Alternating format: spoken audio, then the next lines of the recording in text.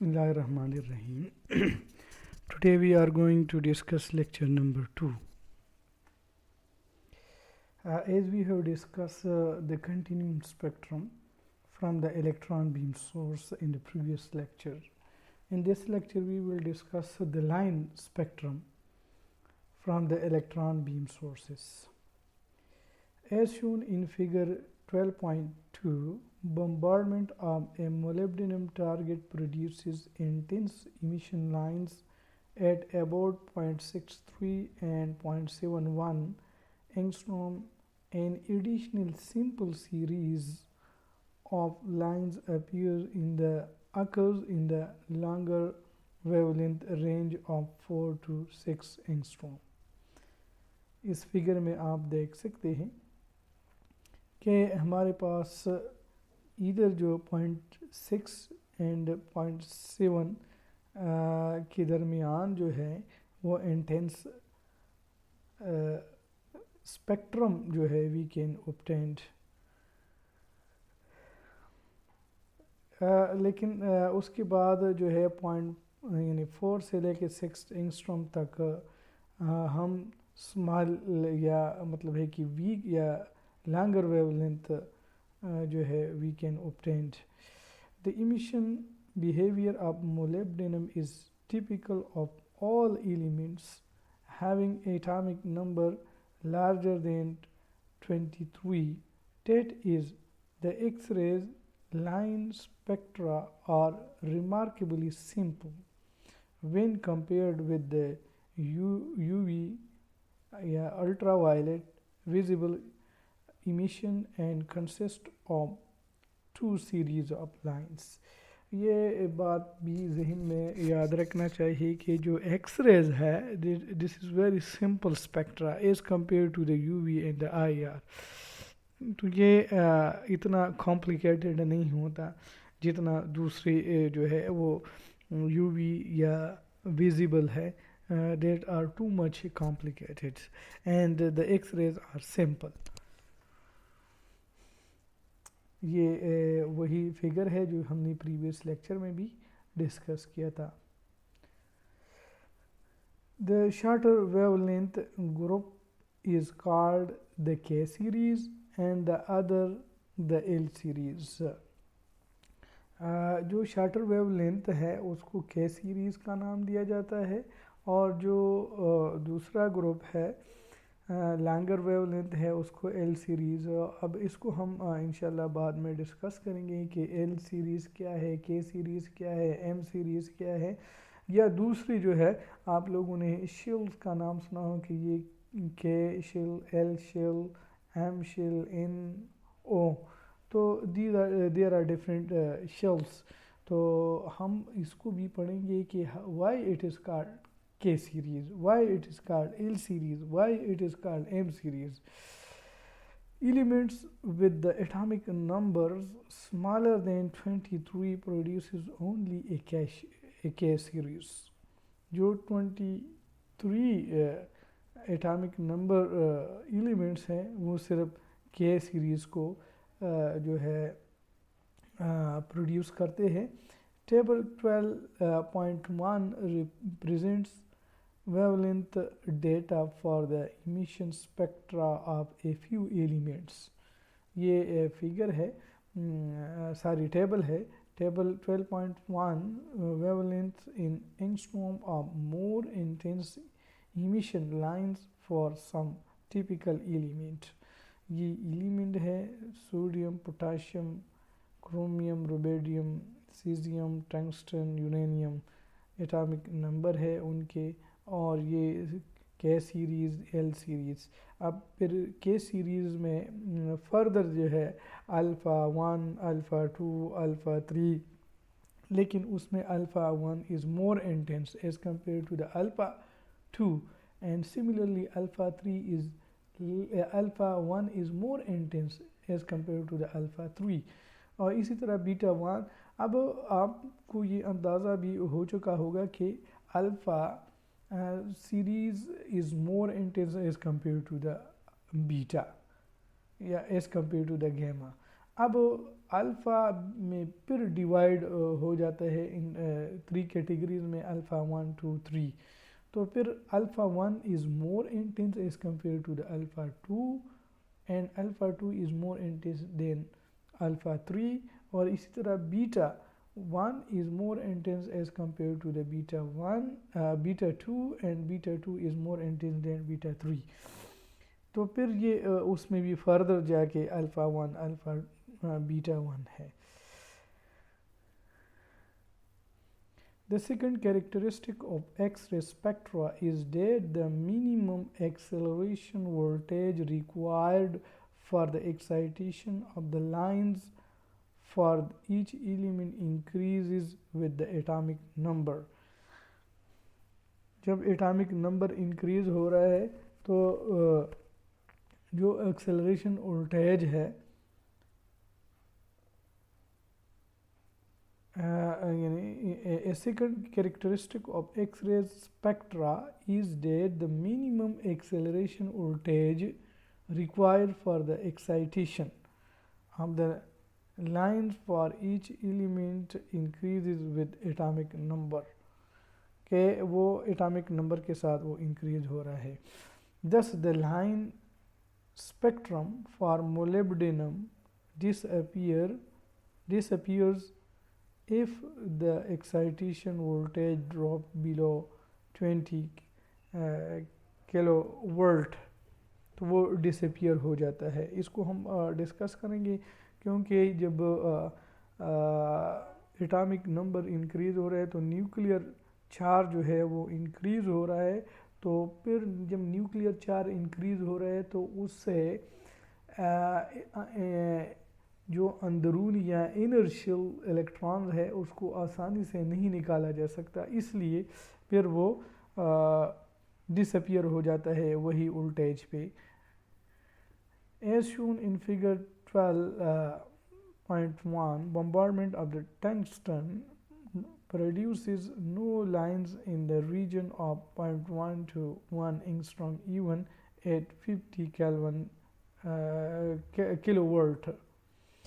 उसकी वजह यही है कि चूँकि वो एटॉमिक नंबर इंक्रीज़ हो रहा है तो फिर वो आम यानी इतनी कम वोल्टेज पे वो फिर जो एक्साइटेशन है या जो इलेक्ट्रॉन्स निकालने हैं वो नहीं निकल सकती, क्योंकि उसको हाई वोल्टेज चाहिए, इसलिए फिर वो जो लाइंस है इट डिसअपियर। कैरेक्टरिस्टिक लाइन के lines appear at 0.18 and 0.21 angstrom. However, if the voltage increases to 70 kilowatt, तो ये वही आपको नज़र आ रहे हैं, जब वोल्टेज इंक्रीज़ कर रहे तो वो लाइन इंटेंस होती जा रही है, इधर बिल्कुल ब्रॉड है, इधर थोड़ा सा शार्प होता जा रहा है वोल्टेज इंक्रीज़ करने से, तो उसका जो है वो शार्पनेस आ जाता है। Figure 12.3 illustrates the linear relationship between the square root of the frequency for a given K or L lines and the atomic number of the element responsible for the radiation. This property was first discovered by English physicist H.G. Moseley in 1914। ये इन्होंने एक relationship जो है वो frequency के square root और atomic number के दरमियान उन्होंने जो है एक रिलेशनशिप प्रपोज किया था। Relationship between X-rays emission frequency and atomic number for K alpha 1 and L alpha 1 lines। तो आपको नज़र आ रहा है कि फ्रीक्वेंसी इंक्रीज़ करने से जो एटॉमिक नंबर भी इंक्रीज़ हो रहा है, तो हमारे पास ये जो है इंक्रीज़ हो रहा है K1। सॉरी के alpha. X-rays line spectra results from atomic transition that involve the innermost atomic orbitals। अब एक्स-रेज कैसे प्रोड्यूस होता है, ये अब एक नेक्स्ट एक डायग्राम हम शो करेंगे, उसमें हम इसको देखेंगे कि एक्स-रेज कैसे प्रोड्यूस होता है। जब इनर्शियल्स इलेक्ट्रॉन्स निकाला जाता है एक एटम से, तो जो अपर शेल्स इलेक्ट्रॉन्स है उससे एक इलेक्ट्रॉन नीचे आ जाता है। जब वो नीचे आ जाता है तो उसकी नीचे आने से जो है रेडिएशन इमिट होता है in the form of X rays. चूँकि वो हायर एनर्जी रेडिएशन है, इसलिए वो एक्स रेज के रीजन में प्रोड्यूस होता है। तो X rays line spectra result from electronic transition that involve the innermost atomic orbitals. The short wavelength K series is produced when the higher energy electron from the cathode remove electron from those orbitals nearest the nucleus of the target atom। ये मैं आपको diagram दिखाता हूँ। ये diagram आप देख रहे हैं, ये न्यूक्लियस है, एटम, ये एटम है, ये न्यूक्लियस है। दीज आर द इलेक्ट्रॉन जो ग्रीन आपको नज़र आ रहे हैं डिफरेंट ऑर्बिटल्स में। अब ये जो सबसे करीब तरीन शेल है that is K to the nucleus L M. अब अगर इस के शेल से एक इलेक्ट्रॉन निकाला जाए, के शेल से अगर एक इलेक्ट्रॉन निकाला जाए तो वो फिर जो है वो अगर ये एल शेल से कोई इलेक्ट्रॉन उस वैकेंसी को फिल कर ले तो रेडिएशन इमिट होता है in the form of X rays. तो अब आपको नज़र आ रहे हैं कि इंसिडेंट एक्स रेज इलेक्ट्रॉन, जब कोई इलेक्ट्रॉन या कोई भी हाई पावरफुल एनर्जेटिक जो है रेडिएशन पास करते हैं तो इस इलेक्ट्रॉन को निकाल लेते हैं, तो एक होल क्रिएट होता है। अब अगर एल शेल से एक इलेक्ट्रॉन नीचे आ जाता है तो उसको के लाइन या के सीरीज़ का नाम दिया जाए, यानी के अल्फ़ा लाइन उसको कहते हैं। अगर एम सी, अब ये this is the M series या एम शेल, तो एम से अगर नीचे आ जाता है कोई इलेक्ट्रॉन तो उसको कहते हैं K beta line characteristic fluorescent X rays. तो अब आपको पता चल गया है अगर के सीरीज़ क्या है, एम सीरीज़ क्या है, एल सीरीज़ क्या है। अगर एक इलेक्ट्रॉन जो है वो के शेल से निकाला जाए और वो अपर शेल से फिर उस वैकेंसी को फिल कर दे तो उसको के सीरीज़ का नाम देते। अगर कोई इलेक्ट्रॉन एल से निकाला जाए तो फिर उसके बाद एम या एन या इसी तरह वो शेल से एल में कोई इलेक्ट्रॉन आ जाए तो फिर उसको एल सीरीज़ का नाम दिया जाता है। तो ये this is the mechanism of the X rays, how X rays is generated. अब आप इसको देख सकते हैं कि ये जो एल से अगर आ रहा है के में तो उसका इट इज़ हाईली इंटेंस। आप वो पीक देख रहे हैं, ये पीक बड़ा है, लार्ज पीक है, हाइट ज़्यादा है। यानी अब अगर दूसरा एम की तरफ से आ जाए तो वो के बीटा लाइन उसको कहते हैं और वो it is not so intense. तो अब हमें पता चल गया है कि के सीरीज़, एल सीरीज़ और इसी तरह दूसरी जो सीरीज़ है वो उसको क्यों कहते हैं। अब वापस आ जाते हैं।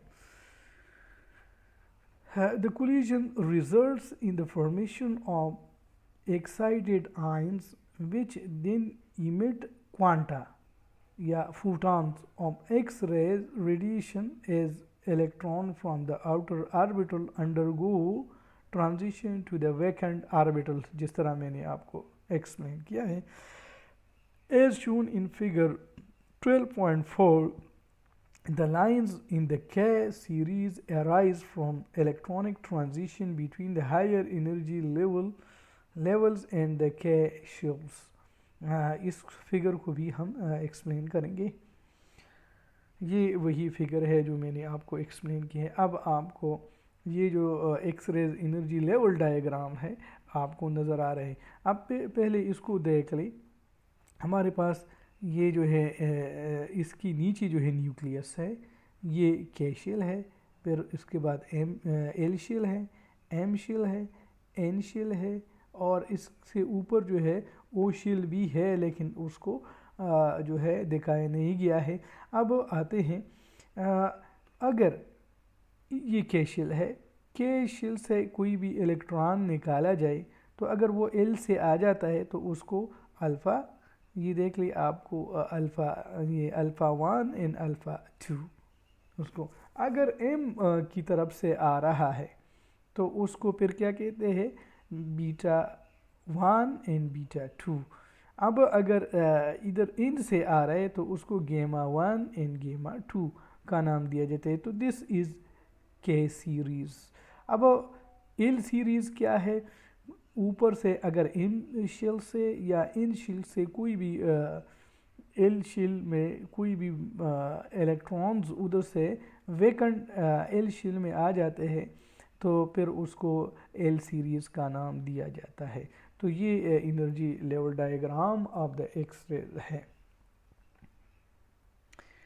The L series of lines results when an electron is lost from the second principal quantum level, either as a result of ejection by an electron from the cathode or from the transition of an L electrons to the K level that accompanies the production of a quantum of the K radiation। पहले भी मैंने इसको explain किया है। It is important to appreciate that the energy scale in figure 12.4 is logarithmic, वो logarithmic form में है, आपको नज़र आ रहा है ये। Thus the energy difference between the L and the K level is significantly larger than that between the L and M and L levels. अब आपको एक और बात भी जहन में याद रखना है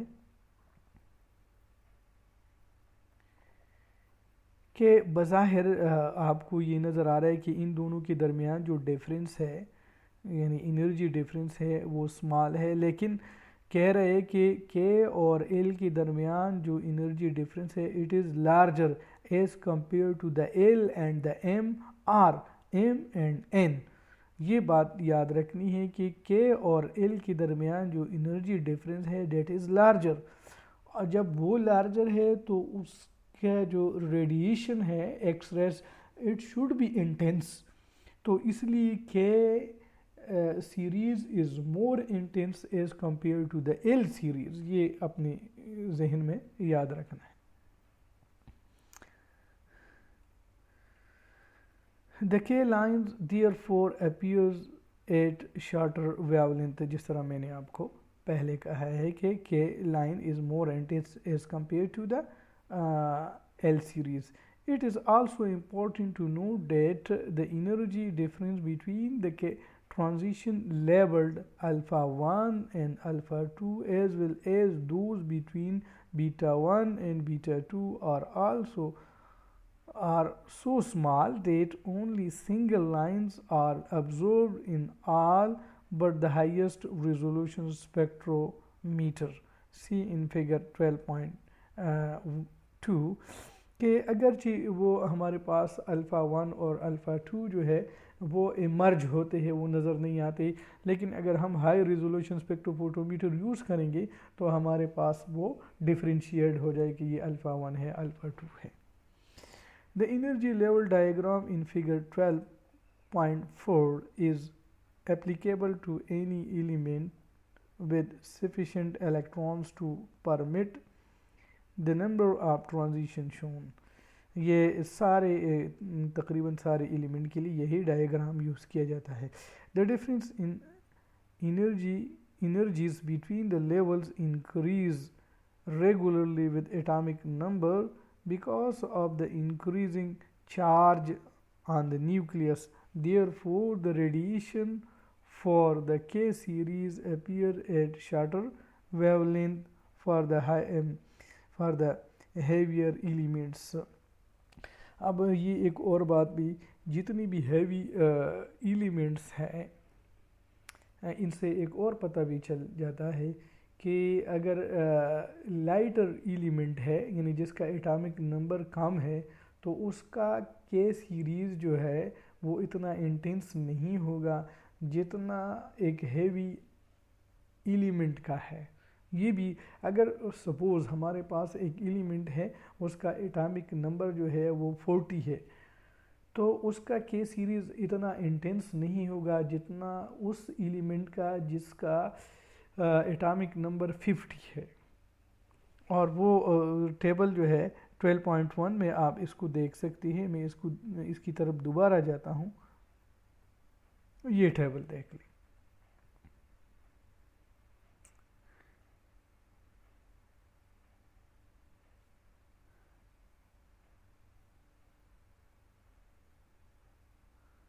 ये इधर आप देख सकते हैं कि जितना वो एटॉमिक नंबर इंक्रीज़ हो रहा है तो जो विड्थ है पीक का वो डिक्रीज़ हो रहा है, यानी this is more intense as compare to this one.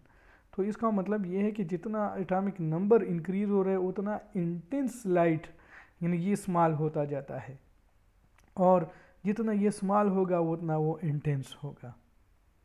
अब दोबारा वापस उधर चले जाते हैं।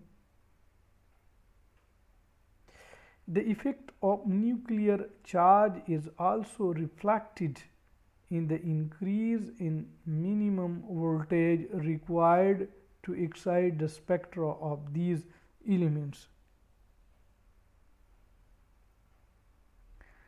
It is important to note that for all but the lightest element, the wavelengths of characteristic X-ray lines are independent of the physical and chemical state of the elements, because the transition responsible for these lines involve electrons that take no part in bonding। चूँकि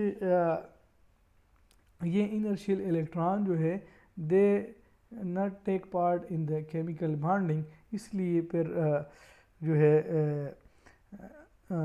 physical और chemical state जो है उस पर कोई असर नहीं होता उसका। दस द पोजीशन ऑफ द के alpha lines for the molybdenum is the same regardless of whether the target is the pure metal, it's sulphide और इट्स ऑक्साइड्स। तो ये आज का lecture line spectra from the electron beam sources आज हमने discuss किया है। If you have any question you can discuss with me. Thanks a lot for your patience.